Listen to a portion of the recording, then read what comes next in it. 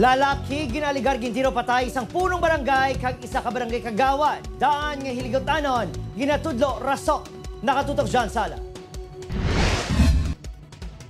Mga pangatubang sa kasong murder si punong barangay Noel Estacion kagagawad Johnny Balahadja sa barangay Adcadaraw, Ahoy, Iloilo. Ini matapos nga ginatudlong mga ini nga sospek sa pagtiro patay sa biktima nga si alias Joren kagabi. Suno kay Lieutenant Rick Adrian Navarro, Deputy Chief of Police ang Ahoy MPS, natabong insidente samtang pauli ng biktima sakay sa motorsiklo halin sa balay sang iya utod. Ginpahayag sa manghod sang biktima nga nakasaksi sa krimen nga ginbantayan sa mga sospek ang iya utod antes pa man natabo ang pagpanglutang. Nakita niya pa sa own eyes niya na denial siya ng kapitan at kagawad. Allegedly, na-recover sa bagsang biktima ang isa ka 38 caliber revolver nga may mga bala pa. Sa nadakpan sa kapulisan ng mga sospek, na-recover man sa kapitan ang isa ka 45 caliber pistol.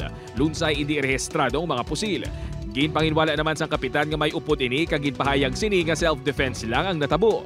all gadgets manggit ang mano namin pero hindi pa sila sure kung ano ang gadgets yung meron sa kanilang dalawa. Ginapadalman man sa kapulisan ng Angulo nga masami nagamao yang biktima sa barangay. Arestado ang duha ka mga barangay officials kag natala nga pasakaan sang kaso. John Sala, One Western Visayas.